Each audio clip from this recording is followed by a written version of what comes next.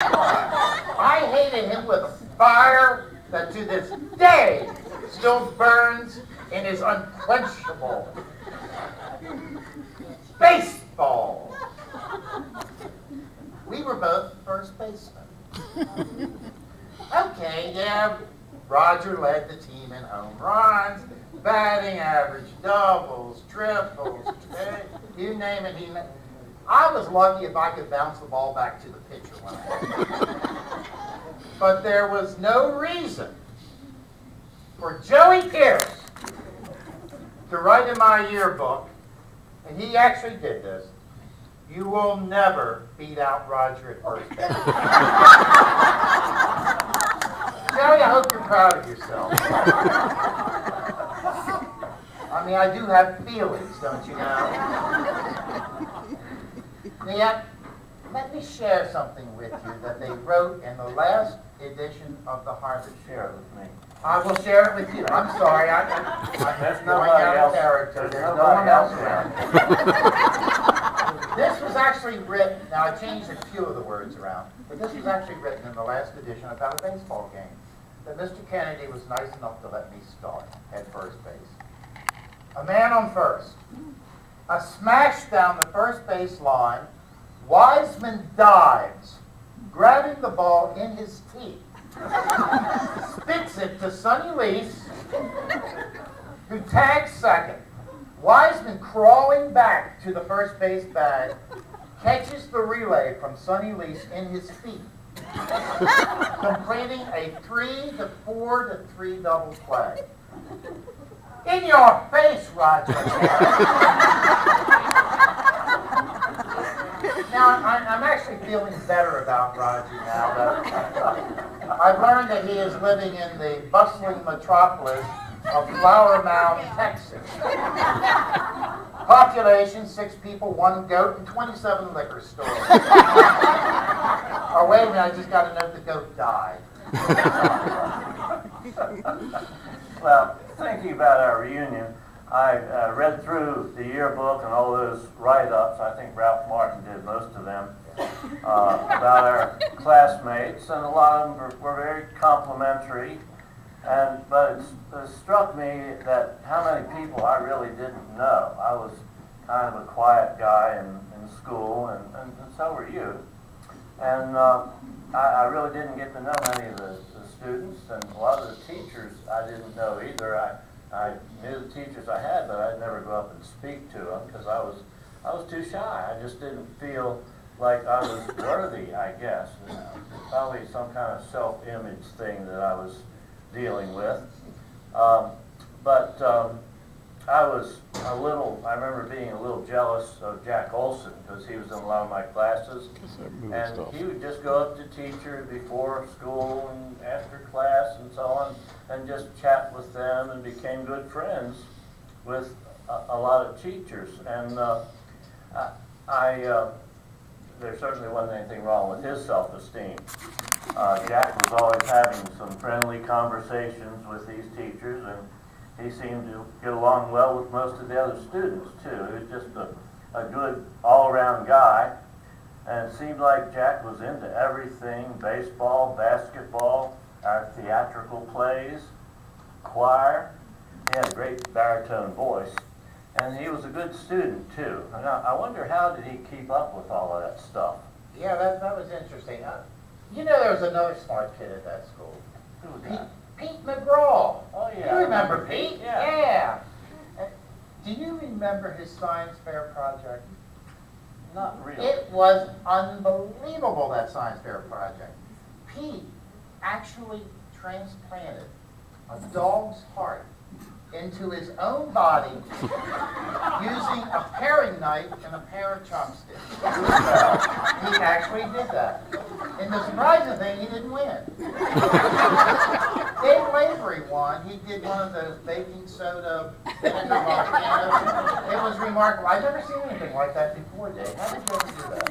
I don't remember doing that. Now, there were a couple drawbacks with Pete afterwards, which were kind of sad. When we were in class, if a car ever drove down York Road, okay, you're a little bit ahead of me on this. would jump out of the window and chase it.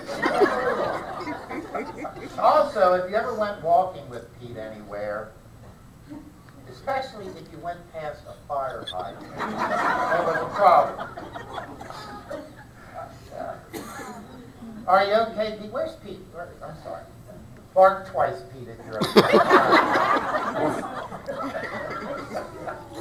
Now, Danny Mays was another good guy who was well-rounded and good at just about everything. He played sports. He was a good student. We were in a lot of classes together. And you could tell that all of the girls just loved Danny. I don't know why, but whatever he had, it sure didn't rub off on me. Now, you may not remember this either, Dave, because we're getting old, but do you remember the election for the handsomest person? No, no. Yes, and the handsomest person in the senior class. Did was a boy. I win? No, you didn't win. As a matter of fact, I was quite surprised at that. But the person who did win was? Danny Mays. Danny Mays won. You better believe it. And yet, man, he was good looking. Danny's up there. No, he's not out there. No, he's not out there. Oh, Yeah, he's he's in your mind. on the porch somewhere. And you know what I actually hoped? I hoped and I wished that he had asked me to the senior prom. Now, I'm not gay. Not that there's anything wrong with that. But, well, I don't know how to say this, but no girl would go with me. Aw. And I really wanted to go to the senior prom. Could I get an aw? Thank you. There's Danny. Danny. I think he may be busy. Well, John, who else stands out in your memory? Well, there were, thank you for asking that. You're welcome. One person I remember was Mr. Keith. Now, I hated shop. I hated it with a passion. But Mr. Keith was a good teacher. And I had absolutely no ability in shop. To this day in my family, my wife does all the mechanical work. And she'll say things like, how many John Wisemans does it take to screw in a light bulb? I don't know the answer to it, but it's probably derogatory. And you know, to be honest with you, I never saw any sense in the projects that we were doing. We were doing these stupid projects. No, not stupid, Mr. Keith, I'm sorry. But anything I made, he would just walk by and say, Wiseman, put 3 grooves in and call it an ashtray. Now, once I got bored, now Mr. Keith, this actually happened. And I was there and I took a nickel and I was going to drill a hole in the middle of it. I thought that was really cool. And he walks up to me and says, Wiseman, your name's a real misnomer. Now, I had no idea what he was talking about, but I thanked him. And I said, I think it's German. Now, Mr. Keith also was our JV baseball coach. If you know anything about our baseball team, we were terrible. 2 years, we never won a game in JV. The yearbook says you can't judge them by their record. Yes, you can. We were horrible. I mean, we sucked royally. He was also our third base coach. And when we came up to bat, none of us could hit. He had one signal. He would scratch his head, which was, try to get hit by the pitch. Now, the last game, we were actually winning. And I'm at first base, and I screw up, and I cost us the game. I come back, yeah, that's really happened. I come back, and Mr. Keefe says, Wiseman, your name's a real misnomer. I still didn't know what he meant by it, but I thanked him again and said, you know, I still think it's German. Aww. Anybody else? Oh, yeah, there was one other, Mr. Martin. Now, he's not here today, but Mr. Martin. Well, It's just us, I'm sorry. John. But I wanted to thank him for teaching us. I'm sure you all will join in with me, even though it's just us.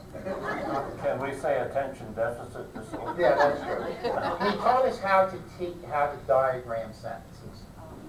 Now, if you're like me, it changed my life. I don't remember ever going to